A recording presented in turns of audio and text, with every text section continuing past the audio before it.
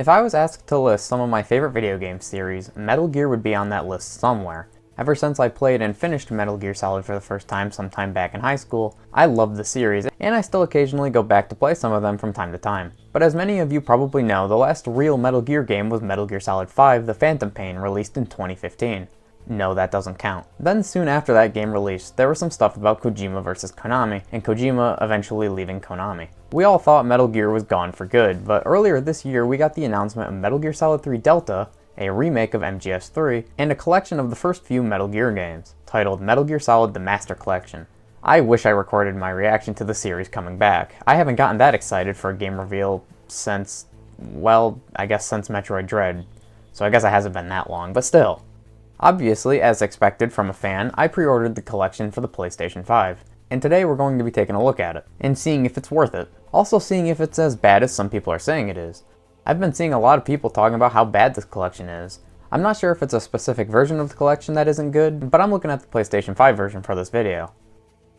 Well, I guess I should start by mentioning what's on this collection. The collection contains Metal Gears 1 and 2 from the MSX, as well as the NES version of Metal Gear 1 and Snake's Revenge. Metal Gear Solid 1, 2, and 3 are also included, and that's it. While you are getting the games people care about in Snake's Revenge, I wish there were more. I know this is only Volume 1, so I'm not talking about MGS4, Peace Walker, and 5, but why not include the Game Boy Metal Gear game? Or the Metal Gear Acid games? What about Twin Snakes? The GameCube remake of MGS1? And it's not because they only wanted canon games in this collection because Snake's Revenge is here. Maybe these games could be included in Volume 2, but I think they should have been in this one. Maybe it would have helped make people think this game was worth $60. The price is something that a lot of people have an issue with. While we are getting 2 good old computer games, 2 not good NES games, and 3 of the best games ever made, for a lot of people Konami didn't do enough with this collection to make the price warranted.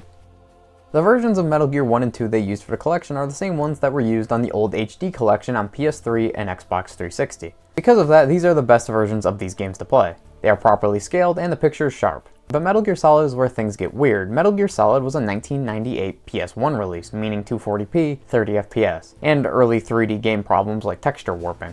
The version of MGS1 on this collection is an emulated version of it, so it's pretty much the same as it was on PS1, except now it's 1080p. While it isn't 4K, I don't mind MGS1 running at a lower resolution because it's a PS1 game, and I don't think PS1 games usually look that great when playing at a higher resolution. There are exceptions, of course. But the biggest problem I have with MGS1 on this collection is the lack of filter options. I noticed that MGS1 on this collection looks kinda blurry, so I went to options to see if there were different filter options like in other game collections. But nope. While that isn't great, there are some positives. The Master Collection includes MGS VR missions and MGS Integral, and I believe MGS Integral was originally Japanese exclusive, if I'm not mistaken. And they even let the player choose what Konami games they want Psycho Mantis to mention. You like Castlevania, don't you?